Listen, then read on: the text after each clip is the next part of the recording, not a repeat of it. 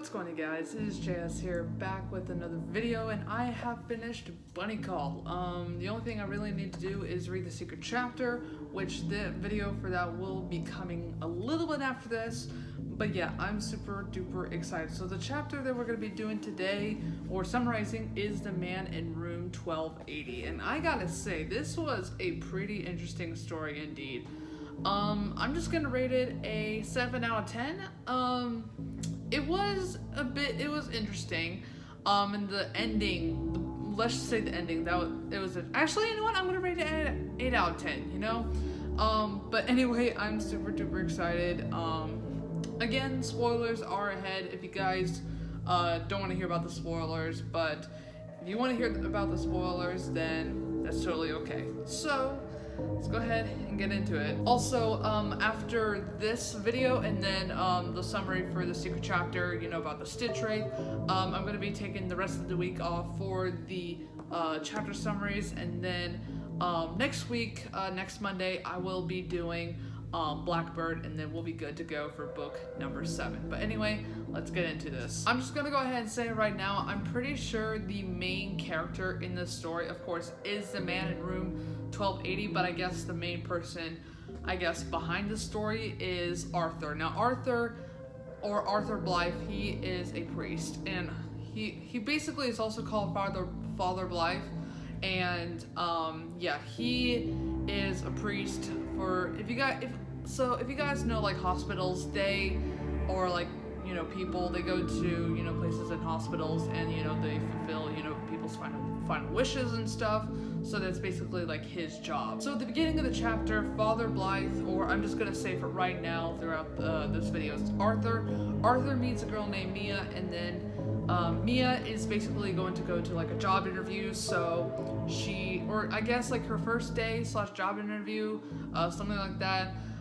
They meet up with each other, and they become, pretty close. They become, you know, pretty close throughout the story.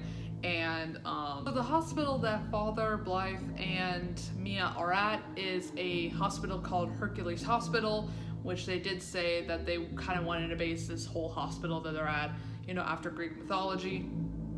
And then Mia's like, oh, why are you like talking about, you know, death as like, you know, a bad thing? Like she thinks that death is like a bad thing or a sad thing, but he said death is a sad thing. It's like a transition. So his job, like I said earlier, is, you know, helping out, you know, with people's last wishes, and also to make, you know, their transition from, you know, their transition to death, you know, more easier for them. So Arthur goes in the hospital, and he meets up with a nurse called Nurse Ackerman, and she's basically saying that this patient that they have is a very, very special case, which is definitely interesting, which you guys will see. So they also say that this man, you know, the man in 1280, he's been on life support for many years. Not just, you know, days and weeks. He's been on it for such a long time.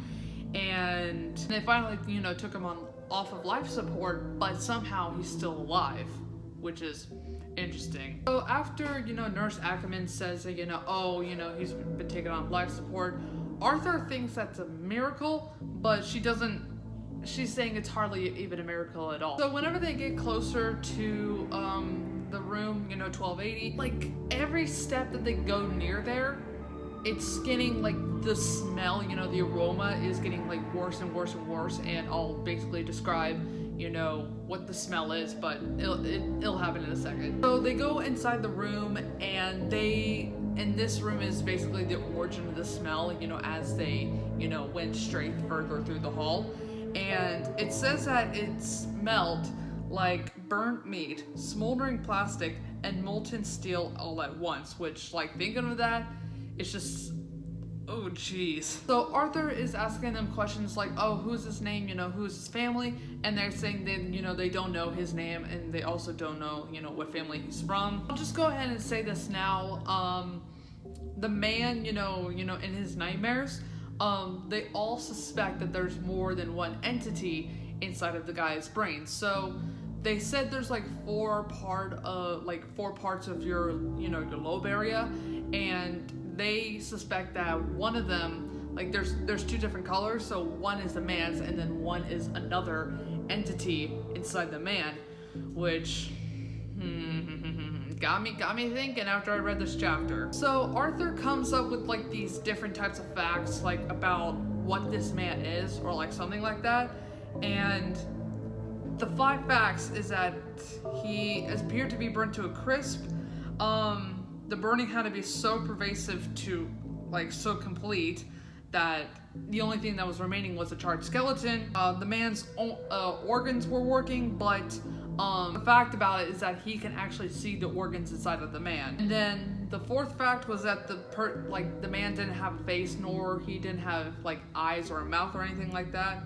And then they also said he didn't have a brain as well. And then they also listed 2 other facts, is that the man had, blood flowing through his veins, and that he also said that fact 7 was also a very disturbing fact, and that was that the man could survive literally at all odds, which was definitely interesting. So after more observing of the man, Arthur felt something in his spine, and basically it says that he felt like an icy rawness bore a hole in the middle of his back, and it was like that feeling was definitely powerful. And then Nurse Ackerman behind him, she was like, you felt that too, and he's like, felt what? And then after that she said, you know what, which basically it literally sounded like that all the nurses, like, I guess whenever they're near the man, they can like feel something behind them, which is like on their back, and they know something gets up, but Arthur doesn't, which is definitely interesting. And throughout the whole entire book, or throughout the whole entire chapter, I could see a pattern that like when I can literally see that they all see something, but it's just like they don't, and it's like blinding them. And something like that. It's like Arthur too. It's like I feel like some of these guys are, but yeah, it's definitely interesting to think about. So they all think that something inside the man is pure evil, and that's what I guess what they're saying is what's keeping him alive, most likely. So back to when I was saying earlier that Nurse Ackerman and the other nurses can see like 2 different entities inside the man, and then she describes the 4 lobes like I talked about, which is the frontal, the parietal, the occipital, and the temporal. And she's saying, oh yeah, there's 2 different colors and 2 different textures. That's basically saying, oh yeah, there's 2 entities in this one body, which is very, very, very interesting. Father Blythe is thinking, yeah, every man has good in him, and so Father Blythe is thinking that every man has good in them, no matter what's going on, and it's literally his job to see good in people. So a couple hours pass by. Father Blythe is still trying to think of how he can, I guess, communicate with the man, and he's been literally with this man for a couple of hours now, and he hears the monitor's bleep, and he's like, wait, you could talk to me? And it was bleeping again. But then Arthur realized that the man's finger was moving, and it created an F. So it's like, oh, are you trying to tell something to me? And then he realizes that the man is trying to spell something to him. So he gets a pen and paper, and the man's hand moves again. It's like it's very slow because the man is weak, and it makes a little A. So right now it's FA. And then the nurse comes in. It's like, hey, what are you doing? And it's like, the man's trying to communicate something with me. It's progress. And it's like, it's not progress. So the man does more of the making the letters with his finger, and then he makes a Z, and then Faz. So we're getting on something here. So it spells out Fazbenter D by of how the man spelt it. So they're trying to think of what the man spelled. They're thinking Fazbenter Dissenter, and then he's thinking, what does that mean? So he came down with 4 different options, and here's the options: Fazbenter Dissenter, Fazbenter Dissenter, Fazb Enter Dissenter, Faz-ZB Enter Dissenter. And then he comes up, finally and then he lands on FASB, enter, dissenter. And then it comes for dissenter, it comes up, a distribution center and someone, and then one of the nurses says Fazbear Entertainment. And then Arthur comes out with Fazbear Entertainment Distribution Center. So since Arthur has finally come up with everything, he's asking the man questions like, is that where you went to work? No answer. You have family there? No answer. Unfinished business? Nothing. Hit something? Nothing. And then a couple more questions. Is that the last place you were before you got hurt? Nothing. You need something from there? Nothing. And then the last question, you've always wanted to go there. Something blipped. So, this man wants to go to the Fazbear Distribution Center because of something that he needs from there, which is... oh gosh. And then he comes up with, and then Arthur, turns to the nurses and says, the Fazbear Entertainment Distribution Center is where he wants to go to before he dies. And the nurses are just in complete shock. So Father Blythe is trying to talk to Pete, who's one of the people who works at the hospital, and it's like, can this man go to this area? And then Pete's basically saying, no one's gonna give you permission to take that man to the center.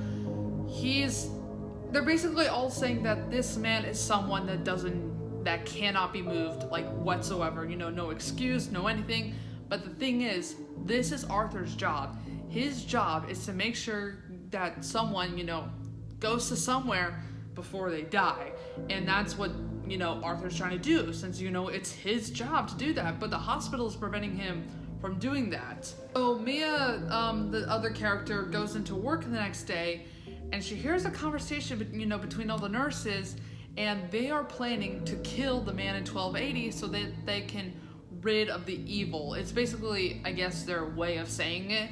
And the options that, I'm just gonna go ahead and say now, the options that they have, or they are gonna do, is morphine, stuffing him with a pillow, and also air as well. After Mia, here's the nurse is talking about it. Actually, this is something I'm gonna read to you guys, because honestly, this is really, really interesting, and I'll kind of talk about this, later on. Mia slapped a hand over her mouth to stifle a scream. She gripped her teeth, exasperated with herself. She had had the same reaction when she'd seen this boy just the day before, but he was only a little boy, a cute and playful little boy, with his curly black hair and rosy cheeks. This boy's adorable factor was diminished slightly, but by just two things. First, he wore a cheap alligator mask that covered his forehead and his eyes. The gator's mouth rested on the boy's impish nose. Second, the boy had a toothy grin, just a little too devilish to be endearing.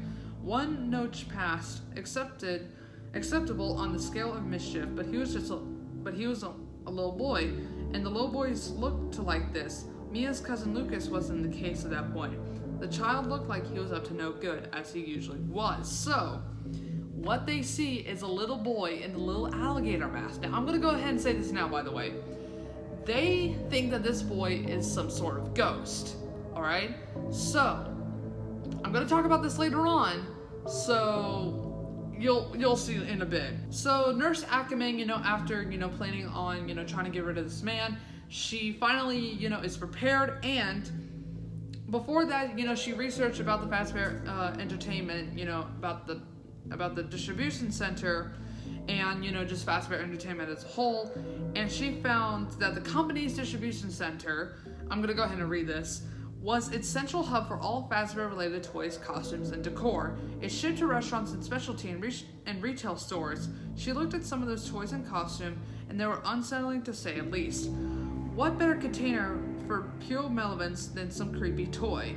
So that's basically what the distribution center, is having. They have toys, they have, suits. It does mention later on that they do have suits for people to wear, and they also have, animatronics. So Nurse Ackerman tries to put the, the needle of morphine, into the man, and it didn't work because the boy, the little boy that Mia saw earlier, he prevented Nurse Ackerman from putting that into, the man. So it does look like that this boy is trying to prevent, the man from dying, to their, the plans that they're trying to do. For the nurses, it was Nurse Thomas's time to, do what, she needed to get rid of the man.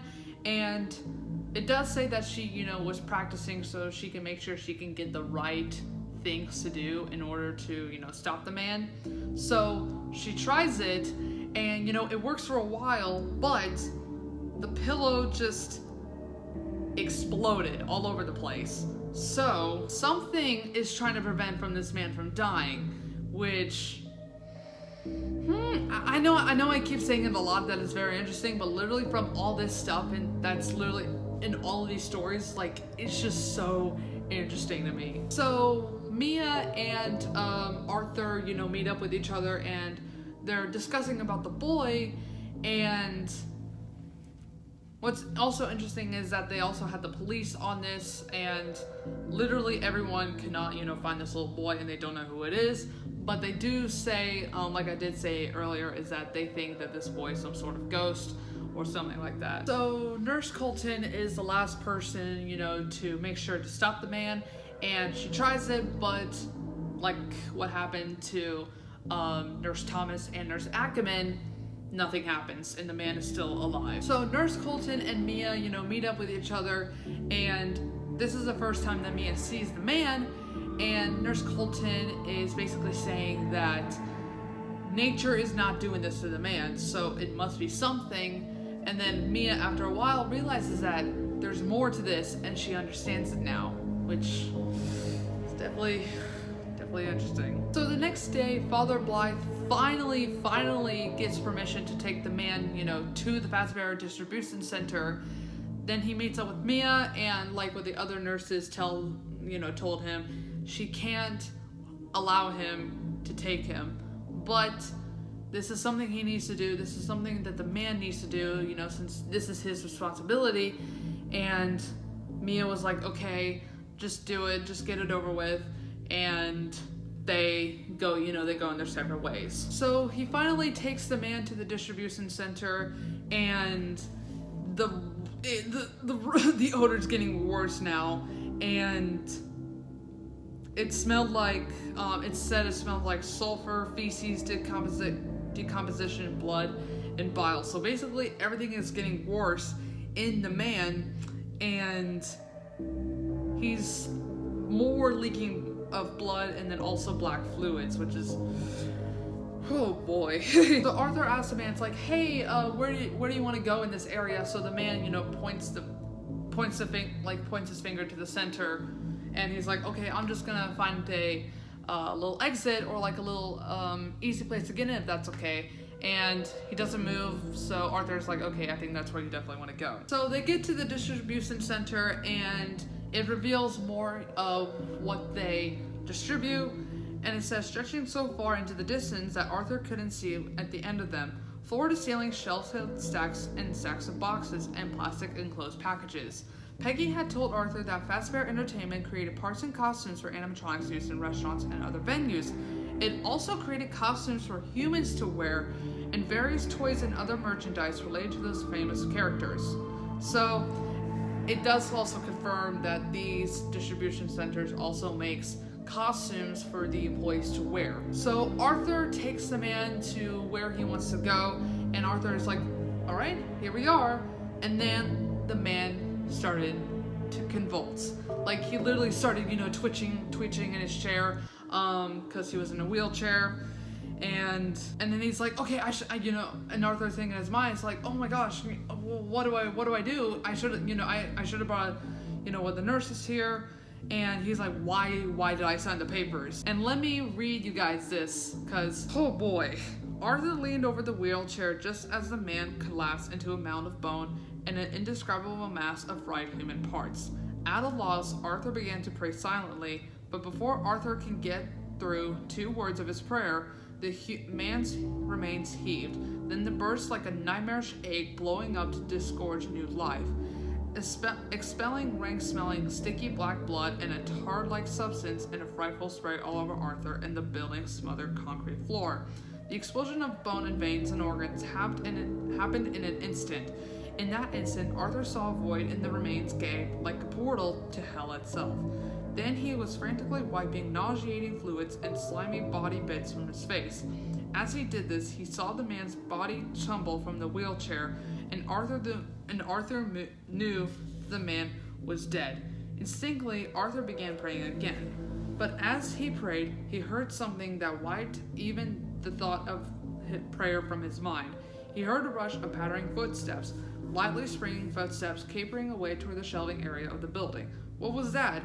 Arthur wiped his eyes again and looked around. At first, all he saw was a man's remains for the first time since Arthur had gathered the courage to look at the man. All the exposed insides were still. Then, Arthur's gaze landed on a trail of tiny footprints that were stamped in the man's charred blood and fluids.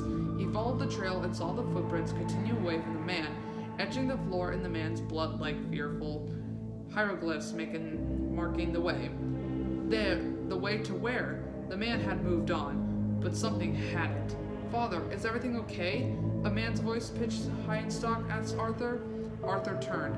The speaker was a red-headed man with a clipboard. He stared at the floor, his face blanched and eyes wide. "Actually, no, I don't think everything is okay," Arthur said. For the first time of his life, he was sure of it. End of chapter. Definitely interesting indeed. So, like I said, the boy was definitely a ghost, and the nurses did confirm that as well. So, from what the man saw, those little footprints, it was probably that boy who was in that hospital with mostly the man the whole time. And if you guys also, I actually theorized about this. Remember in this book right here, Jake was talking to Andrew about it, and it did sound like so if you guys remember from that Stitch Trace chapter, from Step Closer, Andrew said that he attached himself from the man, and then when he left, the man died. So it possibly is Andrew. This spirit that was near the man the whole entire time in room 1280, that was Andrew. Because, hold on, if I can find it from this real quick. Give me a second. Yeah, basically, okay, this is where it was. I remember they tried to kill him, but I wasn't going to let him go until I was ready. It's weird. I remember being so angry and determined, but I don't know why. It hurt Jake to be this close to so much hate, but he wouldn't have left if he could have. Andrew needed him. "You still there?" Andrew asked Jake. "Yeah, I'm listening. You told me to shut up." Andrew laughed. "Yeah, I did. So, didn't I?" Jake was quiet, then he said, "So where's the person now, the one you're angry with?" "I'm not sure. I know I was with him when we got to this big place with lots of cool stuff." So yes, Andrew is definitely the spirit who's with the man. So it's kind of cool that we kind of connected those two together, which is definitely interesting indeed. So yeah, that's about it. Actually, now that I think about it, I'm gonna rate this the story 8.5 out of 10. Definitely cool. I guess it reveals more about how Andrew got was near that man and stuff like that, but it was awesome. So the last thing, of course, is the secret chapter at the end of this book, which that video will be coming out straight after this. So thank you so much for watching. Hope you guys have enjoyed it. If you guys did, make sure to hit the thumbs up button, make sure to subscribe for more videos, and I'll see you guys in the next one. Bye-bye.